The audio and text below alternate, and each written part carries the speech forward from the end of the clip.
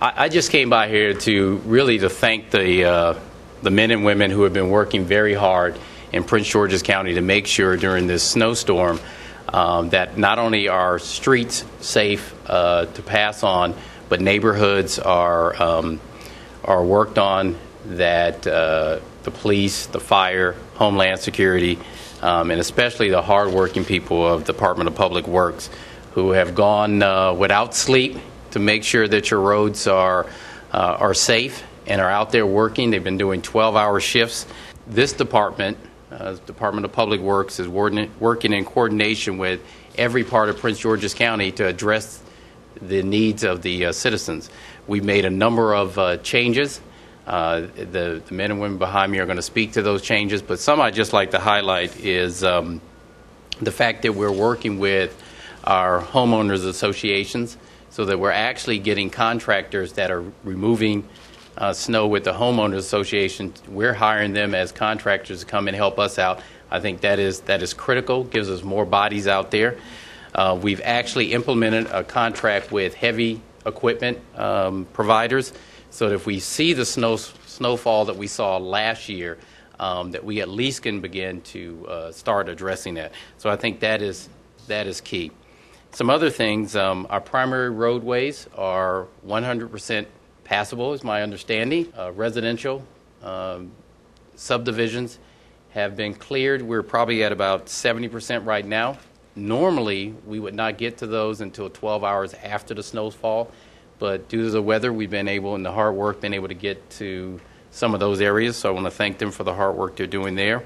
And we hope to make sure we have the rest of it done by tomorrow, I think it is.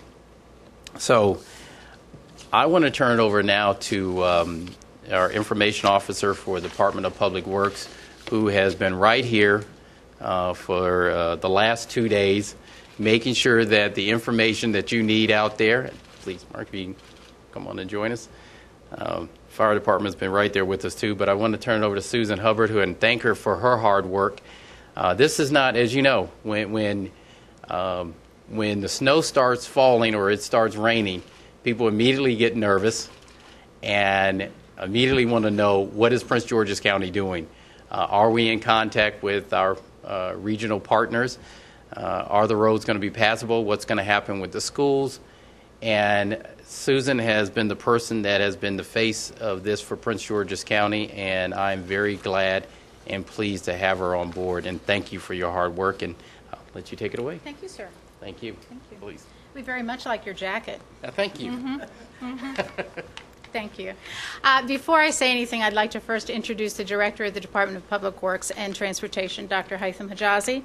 Haitham is the person who actually coordinates all of the efforts, not only with our staff, but also with all of the departments that you see behind me, beside me, and Mr. Brady, wherever he went, out in the front. Oh, right there, Mark. There he is.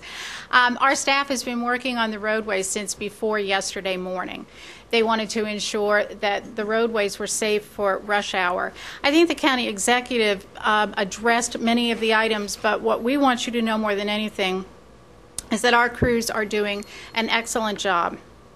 As the county executive said, they were able to go into residential communities well before we ever anticipated. Now, I don't want anybody to think that we have addressed every single roadway, nor do I want anybody to think that we won't be there. We will be there. It is just taking us time.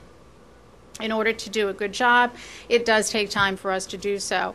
The men and women of this department are very dedicated to what they're doing. We have other community partners who work with us, as I believe the county executive also said too. Did you? The Community Partners Program. We have folks from DER, and we have folks from Park and Planning with us as well. Last night, we had a county police officer stationed here with us the entire night, which was very beneficial because our trucks cannot move if there are cars in the roadways, obviously. They were there on the spot. They got rid of the cars. Everybody moved, and the trucks were able to move. And I think the folks were very happy this morning when they woke up and saw that those roadways were as clear as they were. We have received many, many compliments from folks out in the community. I think most of you I've talked to today, so I can give you an update if you have questions. But I do want to tell folks that one of the problems, if we have not been on your roadway, it could be because there's a downed tree or live wires that have come down. We have had a horrible problem with that. I can't give you a definitive number as to how many wires are down or how many of the trees, have come down, but there is a great need for folks to be very, very careful. We have worked with the fire department to tell folks what they need to do should they not have electricity. As I said, we work very closely with the police department and all of the other Homeland Security entities who are with us. Without further ado, shall I turn it back to you, or okay? Why don't I have each of the departments come up and just give you a brief as to their role in this so you get a full complement of what we've been doing. I'll start with Major Ellis, and then Chief, if we can have you, and Brian. Good. Thank you, Mr. Baker. You know, considering the potential for problems, we had relatively few problems in the police department last night from our viewpoint. We did see increased calls for service, about 2,700 calls for service. And that is a lot for us to respond to. We responded to about 65 vehicle crashes on county roads. 12 of those involved injuries. 16 didn't have injury but required tow. We had 37 crashes where there was no injury and no report was necessary. We did experience numerous abandoned vehicles, as Ms. Hubbard told you, on roadways. One incident of particular interest that caused some folks some inconvenience was about 11 o'clock last night along Bach Road in Oxon Hill. Bach Road is a very long road, a little bit hilly, and we had a snowplow going down Bach Road, and as the snowplow was going up the hill at the end of Bach Road with a trail of at least 50 cars behind it, we found that the snowplow couldn't turn around with all the cars behind it, and was unable to go back down and plow the other side of Bach Road. And we actually had to have officers go out and turn at least 50 people around and have them go back the way that they had come. I will say from the end of the evening shift and through the midnight shift, we went into a mode where our officers were only set to respond to emergency calls. And for non-priority calls or non-emergency, those were handled over the phone. We did have 2 crashes last night involving police cars. They were minor injuries and had minor damage. And normally when we see this type of snow, our crime is tamped down for the most part. Last night, for instance, we had 5 break-ins all night, which is lower than what we'd normally see. 3 of those were commercial, and 1 of them resulted in an arrest. So at this point, I'll turn it over to Fire Chief Mark Pachor. Thank you, Andy, and thank you, Mr. Executive. Fire EMS Department has tripled our call volume in the last 30 hours. It has been a very unusual storm for us. Similar to the police department, we reduce our assignments in this type of incidents that we're not running unnecessary apparatus up and down the road. Overnight, we responded to 5 house fires, 4 of which were homes that did not have electricity. Out of those 4, 1 is a confirmed cause from a candle that was being used for lighting, an unattended candle, and another one of those was an overstocked fireplace that was being used to keep the home warm. The other 2 are still under investigation. In those, we had 3 occupants of the homes that we, fire and EMS units, rescued from the homes, including 1 adult female from a window that had to be brought down over a ladder. She's been admitted to the hospital, as well as the firefighter that rescued her with smoke inhalation. He'll be in the hospital at least overnight. We additionally had today an adult couple that was taken to the hospital with carbon monoxide poisoning. They were using a generator inside the home to power outlets and power their cooking equipment. One of the things we have to encourage folks is if you're going to use a generator, please put the generator outside, run the extension cord into the house, make sure it's an extension cord that is rated for the amount of equipment you're trying to run. Batteries for flashlights. If you're out and about today, please pick up a flashlight, pick up some batteries, and while you're at it, pick up a battery for your smoke alarm. Use this as an opportunity to change the battery in your smoke alarm. At least 2 of the homes that had fires last night, the smoke alarm did alert the occupants to the fire and they were able to get out. So that's definitely a positive. And the last piece for us, when we get into restoration of services, as the power company brings services back on, we historically have had some problems with appliances that had been left on prior to the power going out. And as the power surges back on, those appliances are still on, which ultimately ends up causing additional fires for us. So if you know something was on before the power went out, please turn it off so that when the power does come back on, we don't have that kind of problem. I'll turn it over now to Director of Homeland Security, Mr. Brian Moe. Thank you. Basically, in the last 24 hours, our 911 system has handled over 6,000 calls. Out of that 6,000 calls, 2,696 of them were for police agency calls, 991 of them were for fire calls, and the rest were basically service calls that were asked for, whether cars were stuck on the sides of the roads or if it was just a generalized service that was needed. I can't stress enough to the citizens that we are here to support you, here to help, and certainly in every way we will. But we also ask that you use the 911 system for 911 calls, such as emergencies where you have in your home or an accident or a fire or whatever the actual true emergency may be. Please don't call and ask how much the snow is coming down outside and how long the snowstorm is going to last. Those calls take away from the people who are calling in for emergencies. We had a full complement of dispatchers and call takers last night that were on the job. They worked very hard last night to keep the volume of calls that were coming through during the snowstorm and certainly after the snowstorm. We look forward again to working with all the agencies to collaborate and cooperate when it comes to providing the services for the citizens. We did have quite a few power outages last night throughout the county. They were sporadic. Some were down for a period of time. Currently, there is some that are still out, and we've been in contact with Pepco and BG&E as to the actual outcome of when they'll have the repairs completed. There is a warming center that was opened up today on behalf of the county. We are there to assist the citizens. It's at the Wayne K. Curry Sports and Learning Complex on Sheriff Road. We have citizens there that are citizens and volunteers that are there to help out with anyone that needs to get out of their home and come there and get warmed up and get something to drink and a little food to eat until they can get back into their homes. That's all I have to report. Thank you.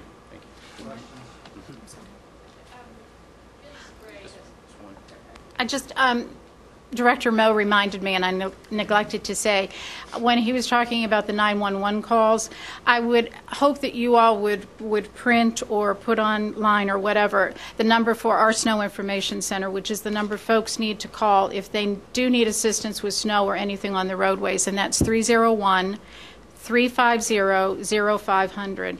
And I also wanted to say one thing on behalf of the department about the county executive. Although he is new and he has not been here for a long time with his new administration, we very much appreciate working with him. But I say that because he has worked with our director and finance and budget, and we are now going to be getting new snow vehicles, and we hope that we will have them at least by the end of this snow season so that we will be able to work more readily and steadily within the communities. Yes.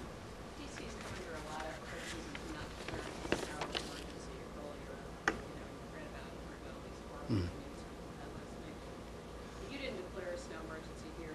What sort of goes into the thinking about why you need one and why you don't need one, and did it matter? No, I think we were right on it. Susan, you want to? Come on, come on. Our director.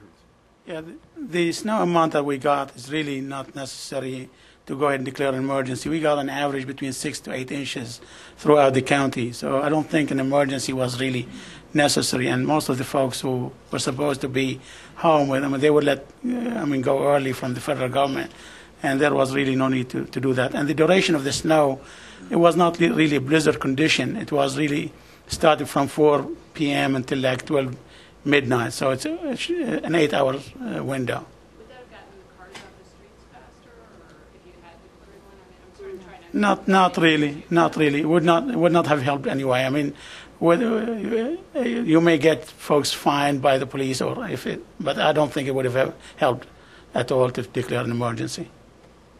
And The other part that goes into a snow emergency is not only the depth and the type of the snow, but one also has to think about the economic development within the community and the business community. And because folks were able to pass and move, if a snow emergency had gone into effect, businesses would have been closed. And we weren't at that point like we were during the blizzard that had to be done. But we do want folks not to park on snow emergency routes. You will not be ticketed, but you will be towed if you abandon your car on a snow emergency route.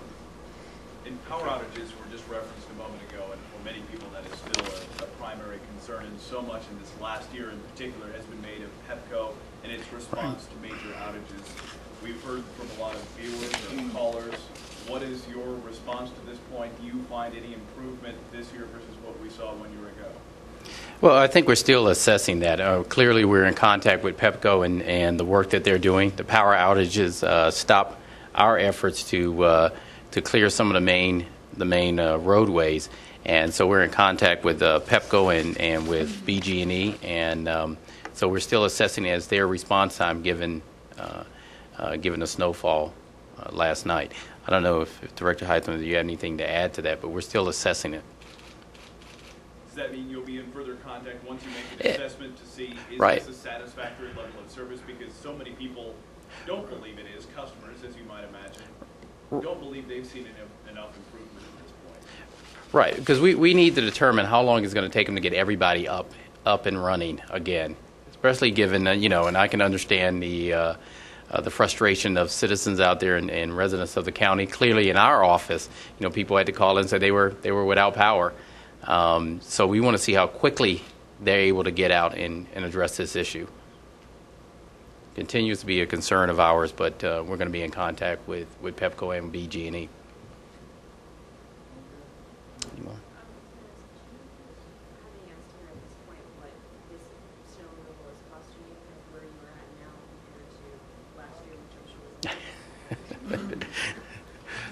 Please. Hopefully I have some money left. We hope you do too. Yes, yes. We're very comfortable with our snow budget at this particular point in time. One thing that we have done is we have ensured that there is salt in all 4 of our salt domes, and salt can become a very precious commodity. So every time it snows, we refill. We have been working with the county executive and his team, especially finance and especially budget, to ensure that those entities are in place. We are very diligent, very respectful of the taxpayers' dollars, as is the county executive, and we have been very, very aware. If we don't need the staff, we release them so that we can save money that way. So we have been really watching the budget to keep it in tow. But at the end of a budget cycle, if we do go over, the county then will look to see where additional funds are so they can make the budget whole. What does a storm like this cost? Well, this is a little bit more than we've had before. It actually depends upon how much salt, and I can't give you the definitive number because the computers went out, which means we had a problem tracking everything. But I don't know, a storm like this would be in the vicinity of $1 million, perhaps a little over. We work, as we said, 12-hour shifts. 8 of those are regular core hours. 4 hours out of those core hours, that is what overtime or time and a half is paid for. And it is predominantly the staff, the persons who are out driving the trucks and doing the pushing who are receiving the overtime. So if you had declared a snow emergency, would that affect what you had to pay? That does not affect what we have to pay. It's just a snow emergency, as we mentioned before, allows us to apply for federal funding. But a snow of this nature, although it seems a lot because the others we've had have been so small in comparison to the blizzard, we would not qualify for federal funding anyway. There has to be a certain depth. And very quickly on the housing or the shelter, do you have any number or rough estimate of how many people have sought shelter as they may have power out or whatever the case might be? It just recently opened. As far as I know, I'm not even sure if there's occupants there at this time, but it is ready to go. What led to your decision to do a warming session? You want to speak to it, Brian? Or you want me to? No, you can go. Just for that, the fact that there are places where the power is out, the length of time it will take either Pepco or BG&E to turn it back on, and to give people, we don't want people sitting in their homes or outside with no power, no fresh water, and things of that nature. So we want to have this available just in case. And so we hope, and we would say that we hope folks will take advantage of that. Do not sit in there. This weather is still cold, even though it's not below freezing. If your power's been out for a while, then your home is very cold, and we don't want, especially our seniors or people who need special attention. That's why we opened it. One of the things I would like to comment on the budget. I mean, clearly, as you know, everyone's looking at their bottom line, and it's no different for me as a new county executive. But the one thing we are committed to, and that is to make sure that not only our roads are passable, they're safe. And if they're not, then if the people can't pass the roads, and BG&E and Pepco can't come fix the lines. And so yes, it may cost us some extra money, but we want to make sure we do everything we can to make sure that the citizens of the county are protected and are safe. That.